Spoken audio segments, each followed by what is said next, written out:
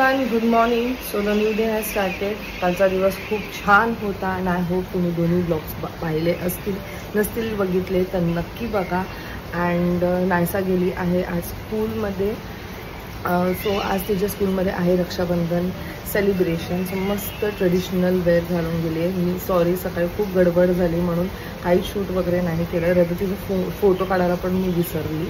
Anyway, so आज माझी आहे डेंटिस्टची अपॉइंटमेंट वन्स अगेन. कारण इकडे स्टार्टिंगलाच एक छोटंसं कॅव्हिटी आहे मला. सो मी विचार केला की वाढण्याच्या आधीच त्याला मी क्लिअर करून टाकते. सो आज माझं ते पूर्ण प्रोसेस होणार आहे. त्यानंतर मी आईला घेऊन जाणार आहे डॉक्टरकडे, कारण तिची आज अपॉइंटमेंट आहे. मी व्हिडिओ करते आणि हे आहे कालची थोडीशी मटकी उरलेली. सो मी याला पूर्ण ड्राय करून एक चाटसारखा आता माझा मी नाश्ता करते. कडधान्य उरले असतील तर तुम्ही याला पूर्ण असं फ्राय करून यात पोहे भिजवून थोडेसे टाकले ना तर खूप अप्रतिम. तोपर्यंत जेवण होतं आहे आणि माझा नाश्ता होतो आहे. तोपर्यंत मग मी विचार केला की मी माझा जो ज्यूसवाला रुटीन आहे तो परत एकदा स्टार्ट करू. सो मग आज माझं खूप ज्यूस पिण्याचं इच्छा होते. सो तुम्ही पाहिलं असेल माझं जेव्हा ते डिटॉक्स डाएट चालू होतेच मी तो एवढा मोठा मिक्सर बाहेर काढायची खास त्या ज्यूस बनवण्यासाठी. देन मला अगारोचा हा पोर्टेबल ब्लेंडर मिळाला आणि ह्याचं खासियत म्हणजे हा चार्जेबल आहे. हा आपण कुठेही कॅरी करू शकतो. आपल्याला जिथे हवं तिथे कॅरी करू शकतो. म्हणजे आता मी जेव्हा कुठे ट्रॅव्हल करत असेल तर मी इझिली हा ब्लेंडर घेऊन जाऊ शकते. तिथे आपल्याला फ्रूट्स तर मिळतातच, बसल्या बसल्या मस्त ज्यूस पण मी बनवू शकते त्याच जागेवर. कधी आपल्याला कुठे फ्रूट्स वगैरे मिळाले आणि इच्छा झाली की आपल्याला ज्यूस प्यायचा आहे तर फ्रेश फ्रूट्स घेऊन आपण फ्रेश ज्यूस बनवू शकतो. म्हणून मग मी हा छोटासा जो पोर्टेबल ब्लेंडर आहे अगारोचा तो मागवला आहे. सो तुम्ही इथे बघूच शकतात की 6 शार्प एसेस ब्लेड्स आहेत ह्यात. You can see it easily. आणि 126 वॉटचा आहे. ह्याला आपण खूप इझिली यूज करू शकतो. इथे जे आहे तिथे आपण चार्ज करू शकतो. त्यांनी एक आपल्याला कॉर्ड सुद्धा दिलेली आहे आणि 1 प्रेस बटन आहे. हे बघा. So this is a lead जो तुम्हाला असं ओपन करायचं आहे आणि इकडे तुम्हाला ज्या गोष्टीचं ज्यूस बनवायचं त्या गोष्टी इथे टाका. आणि हा जो ग्लास आहे तो तुम्ही इझिली असं रिमूव्ह करू शकतात. ह्याला प्रॉपरली तुम्ही क्लीन करू शकतात. ह्या ब्लेडला तुम्ही क्लीन करू शकतात. सो खूपच सोपं आहे. So let's make one amazing juice. So मी जो कॅरेट आहे तो कट करून घेतलाय. यात मी कॅरेट टाकते, थोडंसं आलं आणि पाणी. सो ह्याचं मेन गोष्ट म्हणजे आपल्याला जेव्हा हे ज्यूस बनवायचं असेल तेव्हा आपल्याला हे थोडंसं असं करून ह्याला चालू करायचं आहे आणि ह्याच पोझिशनमध्ये ठेवून आपल्याला ग्राइंड करून घ्यायचं आहे.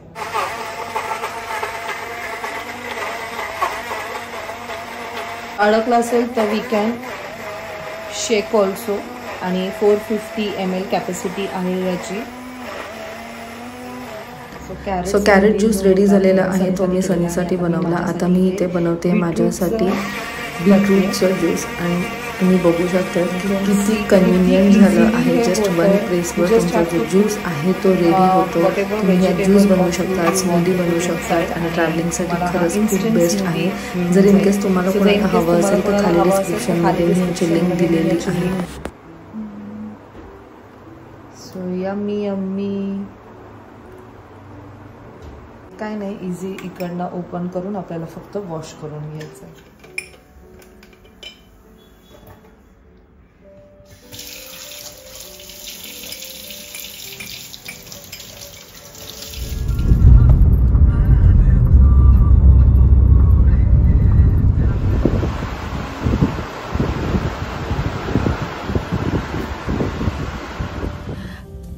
ओके, सो माझी जी डॉक्टर्स अपॉइंटमेंट होती ती झालेली आहे डेंटिस्टची. इथे माझ्या 2 दातांच्या मध्ये एक छोटीशी कॅव्हिटी होती. मी विचार केला की ते वाढण्याच्या आधी इट्स बेटर की ते रिमूव्ह करू, कारण ते वाढल्यानंतरचं जास्त पेन होईल असं मला वाटलं. बट हे इकडचं खूप इझी होतं. ते हाफ एन आवरमध्ये झालं. त्यांनी मला 1 आवरचं सांगितलेलं बिकॉज त्यांना वाटलं की मला 2 कॅव्हिटी असतील, बट एकच होती. So it's done now. So आता मी जरा मार्केटमध्ये जाते. मला डस्टबिन वगैरे घ्यायचं आहे, बघायचं आहे. आणि आईची अपॉइंटमेंट 12 वाजता आहे. सो मी आईला पिक करेल अराउंड 11:30ला वगैरे आणि मग आम्ही डॉक्टरकडे जाऊ. हाँ यही वाला चाहिए, ये छोटा, इसमें और बड़ा है क्या?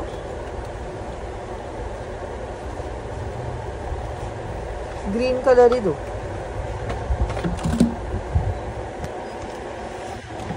ये साइज? हाँ ये साइज चलेगा।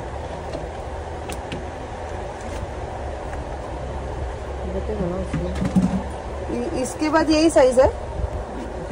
इसके बाद यही साइज है? ये साइज है। हाँ तो वो साइज बता। उसमें ग्रीन नहीं है क्या?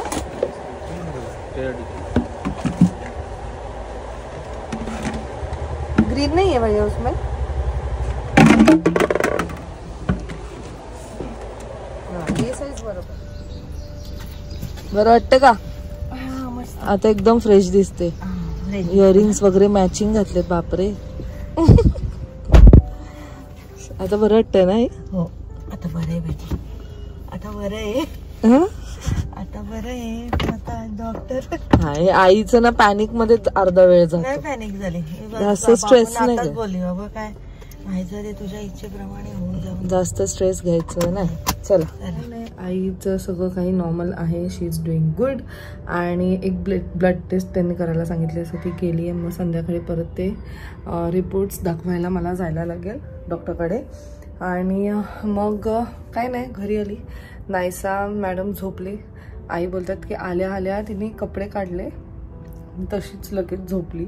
एवढी तिच्या डोळ्यांवर झोप होती, कारण काल पूर्ण दिवस एवढी तिने दंगामस्ती केली ना, 1 मिनिटसुद्धा ती झोपली नाही आहे कालच्या पूर्ण दिवसात। आणि प्लीज सगळ्यांनी आपापली काळजी घ्या, कारण खूप काही गोष्टी घडत आहेत ज्याचं आपण कधी विचारसुद्धा नसेल केलं। आणि ते ज्या गोष्टी झालेल्या आहेत त्याचा जर विचार केलं तर लिटरली बॉडीवर गूज बम्स येत आहेत। एकतर ते जे आता नुकतंच झालेलं आहे डॉक्टर मोमिता यांच्याबरोबर कोलकातामध्ये, खूपच वाईट वाटतंय। म्हणजे ज्या प्रकारे तिच्याबरोबर जे काही घडलं आणि आता जे काही होतंय, सो मला असं वाटतं आपण सगळ्यांनी स्टँड घेतला पाहिजे ह्या गोष्टीसाठी।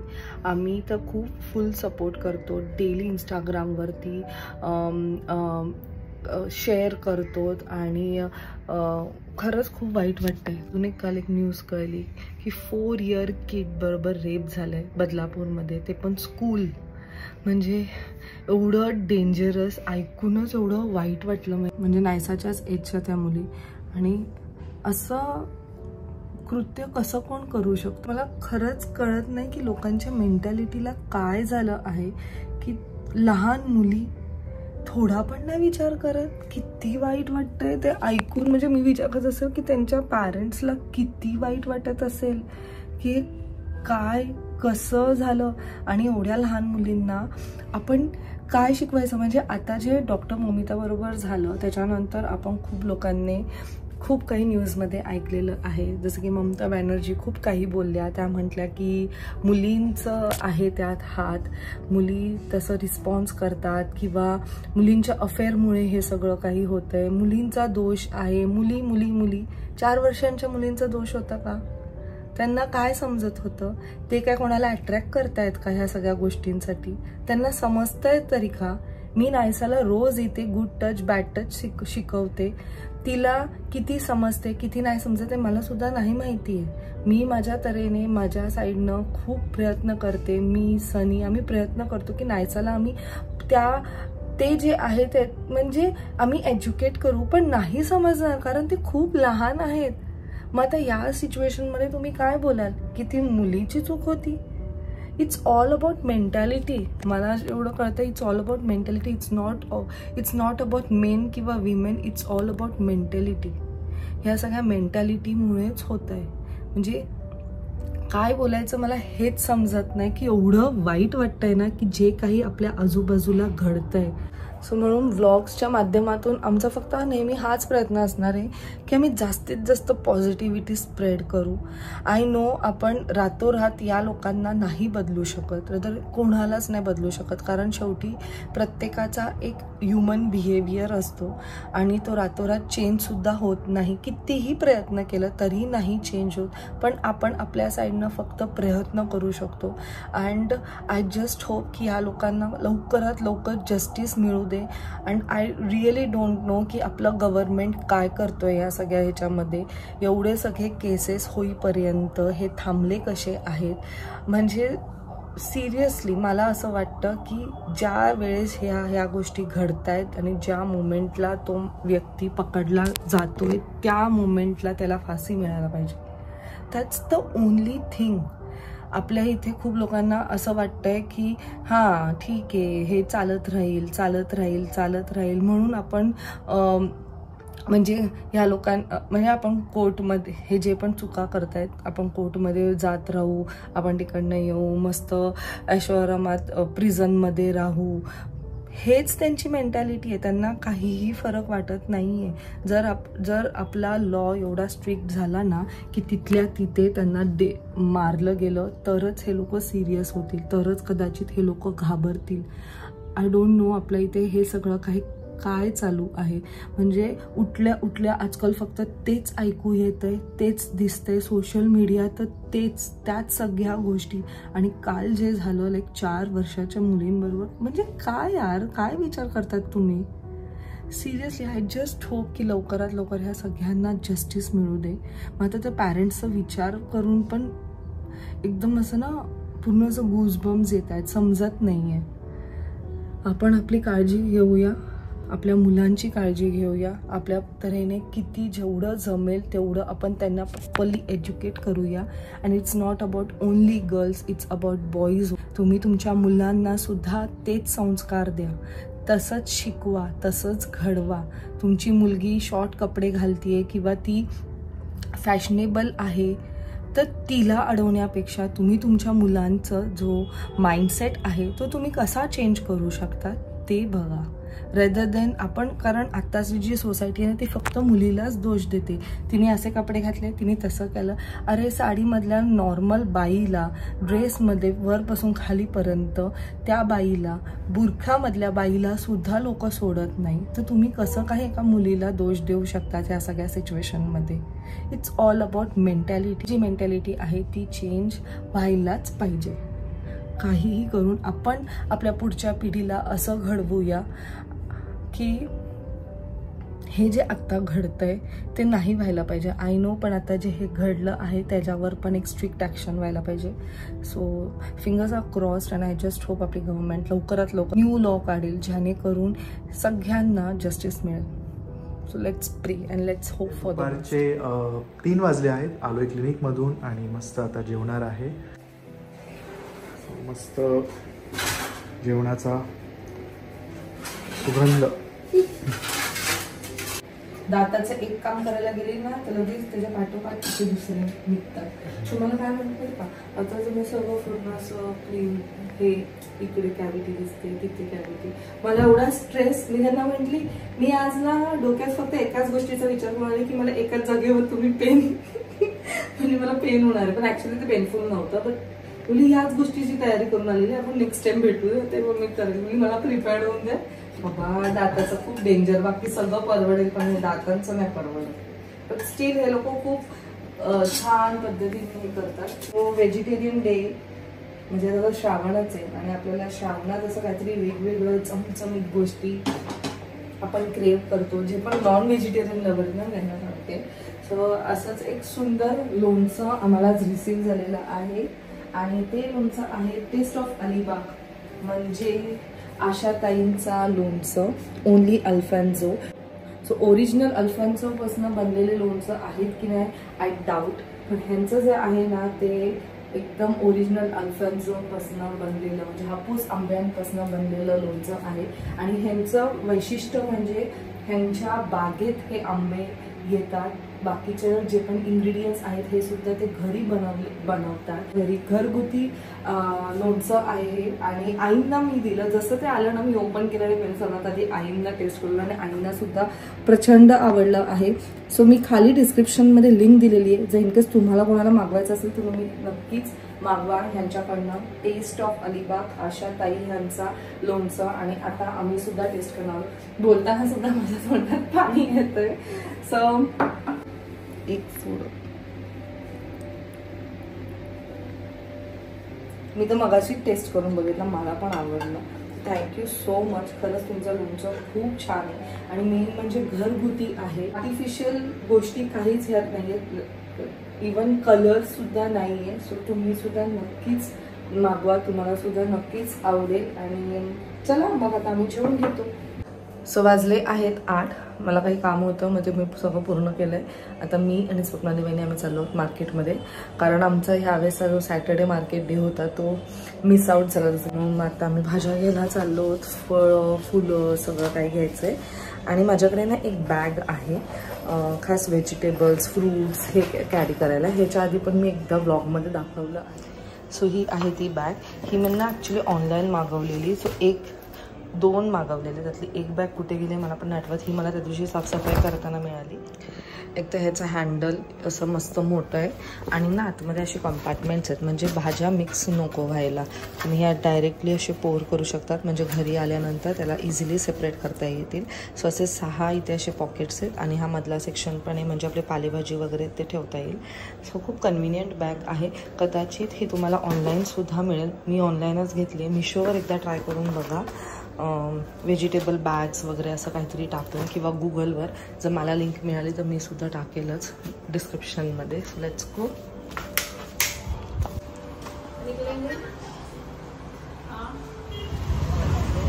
वाजलेत 8:30 आणि मी आणि वहिनी ऑलमोस्ट मार्केट जेव्हा बंदच झालंय म्हणजे व्हायला आलंय तेव्हा आम्ही पोचलो.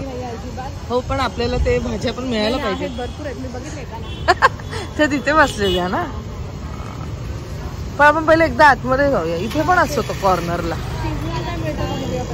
सीझनल. प्लीज ते तुम्हाला आता मिळणार नाही. नाही, त्याच्या आजी येतात ना, त्या बसतात त्या सीझनल वाल्या घेऊन, त्या लवकर जातात इकडनं. चला, आहे का जागा?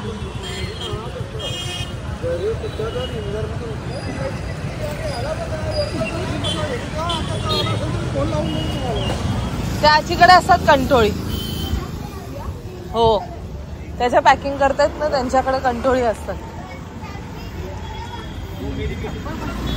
आजी कंटोळी नाही का? हे काय नाही कशी आहे?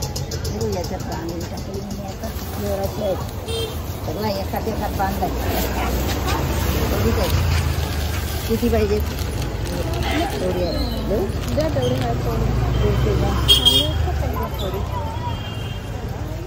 किती देऊ? पाव. हो, बघा ना, मला पण नव्हतं माहिती. काय वासाने समजतं काय बाबा? अच्छा, मिरच्यांमध्ये कळत होतं, आता आल्यामध्ये पण आल्या. मिरच्या हे तिखट असतात. मला कसे दिले तिखट मिरची? 30 रुपये पाव. मला अर्ध द्या. घेऊ का? तुमची टोपली आहे? हा, देतो. आणि बटाटी कशी दिली? बटाटे 50 रुपये. किमती वाढल्यात.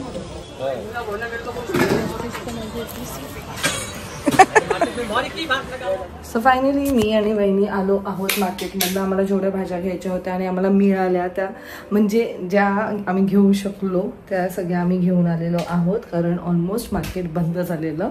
सगळ्या बिचारा त्या मावशी भाज्या भरत होत्या.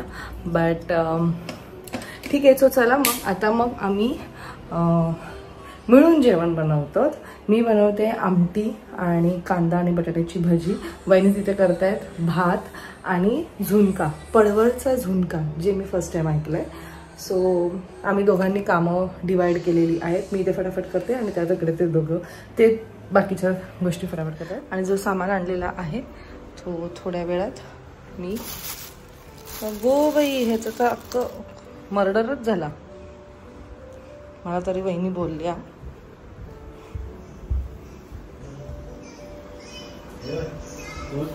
वहिनी हे बघा मी त्याला काय बोलली, हातात आल्यावरती पुचूक नाही व्हायला पाहिजे. तो बोला उद्या होणारे देतो. हातात घेण्याच्या आधीच झालं ऍक्च्युली. हे तुमचं पण झालं का? तो आपण गेल्यावर बोला मुझे बनाया बड़ा मजा आया. कोणासाठी? कोणाला जिरा राईस? जिरा राईस लवर नाहीये तिथे. जावा तिकडे. मग साधा करते सगळ्यांसाठी. तुम्ही राईस, पडवळ झुणका राईस. पडवळ झुणका काय असतं? नॉर्मल पडवळ पानसट लागतं, त्याला जरा बेसन आणि तिखटचं हे दिला ना. म्हणजे जसं शिमला मिरची मध्ये बेसन टाकतो, तुम्ही केलंय तसं? कांद्याचा झुणका, कांद्याचा झुणका, त्याच्यात कांदा ऐवजी पडवळ. चला करा, जे करतायत ते पटापट करा. वाजले आहेत 9:45, आपलं होईल 10:30 पर्यंत. कांदे बटाटे आणलेले आहेत, मला मस्त छोटे छोटेसे कांदे मिळालेत, फुलं वगैरे. स्वतः हे मी सगळं नंतर लावेल, तर फटाफट कामाला लागते.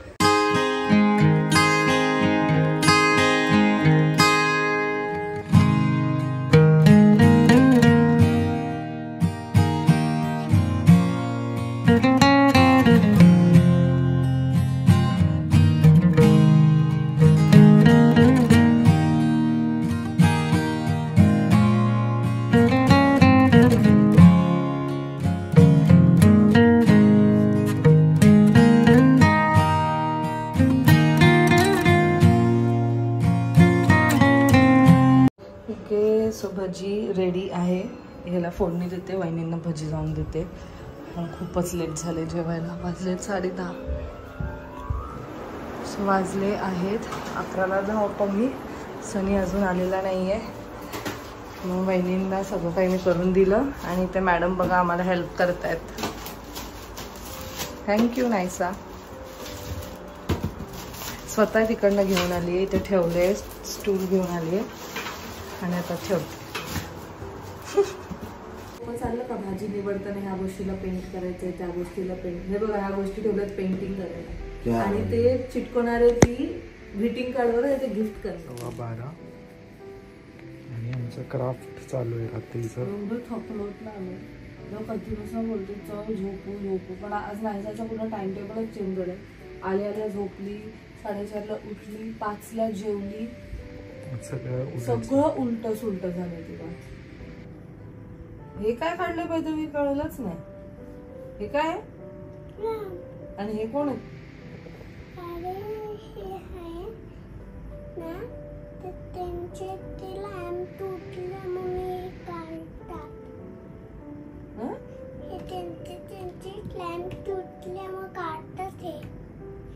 लॅम्प तुटले?